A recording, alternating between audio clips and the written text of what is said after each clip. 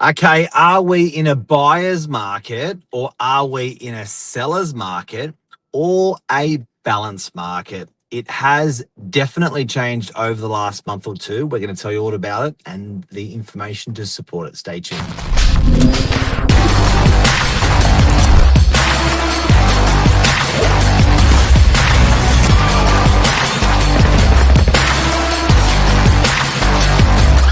I'm the ringleader, so listen up.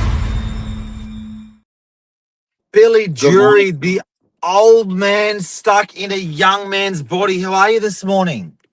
Lovely introduction. Good. Thank you. Hope you're well too. The fingers out. Goldfinger's out. Yeah, we got some big some big news to cover this morning. There's Yeah. definitely been a shift. Last month, it's crept up on us. It's crept up on people on the market as well. You know, if you're running a 4-week campaign and haven't sold, if you have not met the market on price, the market is not meeting you over time. So it's critical. It's a critical first 2 weeks to sort of hear the market on price and feedback and, act accordingly. So, Billy, you're a bit of a pro now, 7 years in real estate. Yes, it's true. This is year 7 in December. Yeah. Yeah, I know. How has it been changing since you've been operating?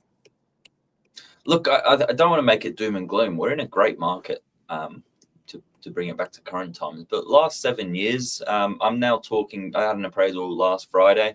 Had a meeting with a lovely lady who bought in 2021. That was sort of the peak of the market back then, around September, October, and now coming into maybe repositioning, and prices have caught up actually since that spike. So we're in a good place right now. But what we're talking about this morning is stock levels, how they've considerably changed in the last 8 weeks. And I was on a bus yesterday from the city out to Newport, and there was 18 people on the bus, and so I was after a couple of drinks. I was reading suburb reports on every suburb that we went through as the trusty real estate agent. What I noticed in going through the open data, like, because we have access to amazing information as real estate agents, and the most powerful piece of information that we use is RP data. So it gives us analytics on every single suburb. Billy, days Correct. on market. Yep. Days Overall, on market has exploded, as in, and then in the bus, people saying, "What does days on market mean?" I'm glad you asked. It's from when a property is listed to when a property is actually sold. It's measured on every property that hits the market and every property that sells, and there's an average day per suburb. Now, Yep. when I was going through Newport as opposed to DY, for example, or other suburbs, it was getting towards 60 to 70 days on market for Newport. I haven't seen that in probably 5 or 10 years. Yeah, and it does Average. change. And we're going to talk about a 2-speed market in a moment and what we mean by that, because Yep. we've almost got micro markets on the Northern Beaches, both postcode and also price point. So what could be happening in the same suburb could vary depending on price, and from suburb to suburb. Even if you've got the information at hand, it doesn't really mean much unless you've got a yardstick. So I was talking with some clients on Saturday in an appraisal, and we were talking about the amount of properties on the market meant absolutely nothing to them.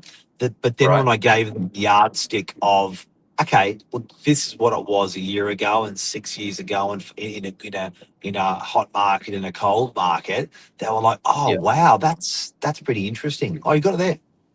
I've got it here. That's I mean, this is the number we're talking about. So this is just the Northern Beaches, realestate.com, as the biggest online portal. This is the number we track. 945 properties, not including any surrounding suburbs. And so that's aggregated all the individual postcodes and put them in one number. So that number, like we see that number Means drop down nothing to as no low as one until there's someone like you that says, until we say that number, you know, can be as low as 400 for Christmas, when everyone's withdrawn their properties, sold their properties for the year, and not relisted any new properties for the new year. So that's where we've come from. So it's, you know, it's exploded, it's doubled. You can also see, I like to give this on the map view, because you can actually see where the stock's located. So a lot of it is on the northern end of the northern beaches, you know, sort of north of Mona Vale, Warriewood. You've got obviously a lot of apartment stock on the southern end, so that's why the density there as well. But very little going up, you know, through sort of Beacon Hill going west, and that's where those entry level price points are for freestanding homes. So it gives you a good lay of the land. and this is relevant to people in most parts of Sydney, guys. You can actually you can grab that information from realestate.com if you go to the mapping service on realestate.com. You write your district, not your suburb, but we wrote Northern Beaches as opposed to DY or Collaroy or whatever. Yep. So there's more property on the market, guys and girls, in all suburbs of Sydney. There's probably 30 to 40% more.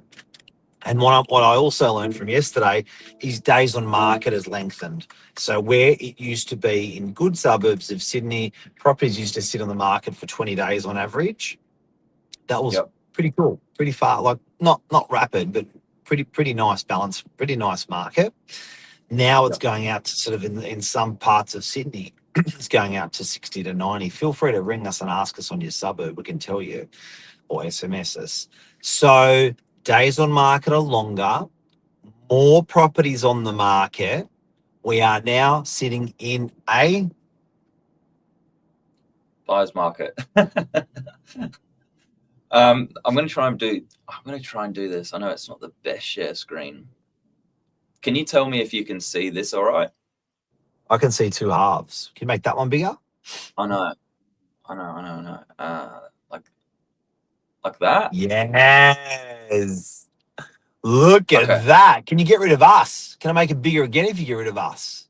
I don't think so. I can't actually see us anymore. So I'm just looking at this big There you wheel. go. I just got rid of us. Okay. All right. Thank you. Teamwork makes the dream work. Okay. What do we got, Bill? Well, you lead where we're going, pilot, because I'm blind. I can't see anything. But okay. We've got, so guys and girls, there's 4 cycles in the property market. There's the slowdown, there's the boom, there's a recovery, and there's the slump. The slowdown orange, the slump grey, the recovery blue, and the boom green. So why this is relevant is there's different things that happen in different markets there. So as an example, you know, when days on market grows, you know, the property market operates differently. Now, where we are is denoted by on this graph here. Let's have a look. I'm just going to bring up that graph so I can read it. And I can help with reading it if you need, because I've got that in front of me.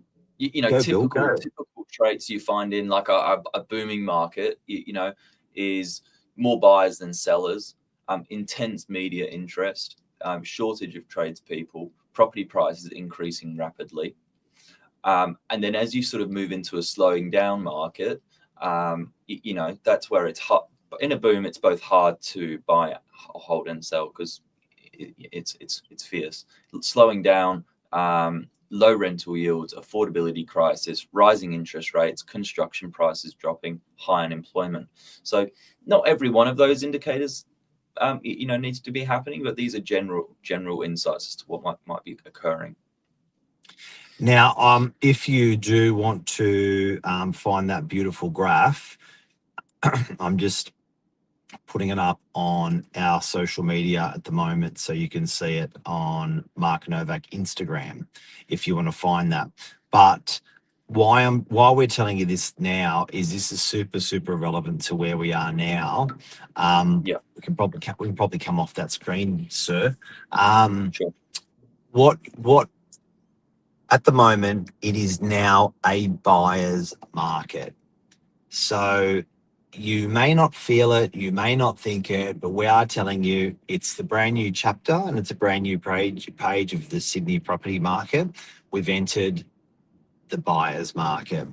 Days on market are longer. More properties are on than historically.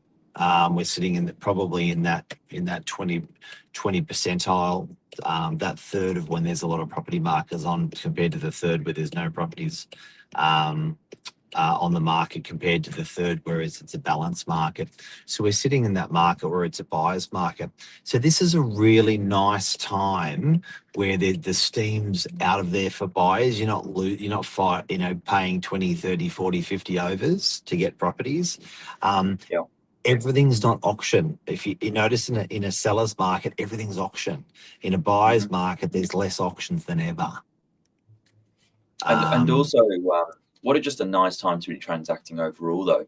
If you're a seller, quite often you then become the buyer, and there's no point in taking one foot off the stepping stone until you've got a foot on the next one. So I think it's a nice time to be transacting, and we're certainly finding, where the motivations, the really nice deals being put together. I would probably say the deals that are happening at the moment, and you touched on it before, they're essential deals. So people are going, you know what, I've just got to buy it because, whether it's they need that extra bedroom for a child, whether it's they're first home buyers and they've put it off a long way. It's fundamentally underpinned by dollars. Can you actually get the money from the banks to actually to get the loan to purchase the property? And it is a two-speed property market. There's the essential part of the market, which is essential stock, generally under 1.5. That's where the first home buyers and the 5% deposits are. But also it's in that entry-level homes around in our area, and entry-level homes $2 million. So that sort of essential homes market, or that sub 1.5, they're the two hot ones. The other markets, which is the luxury and the premium end, that's just leveled off. And as a seller, you got to price correctly to get sold. There you go. I think that covers a cool, essential topic for a Monday morning. Have a lovely week. Thank you. See you, Bill. See everyone.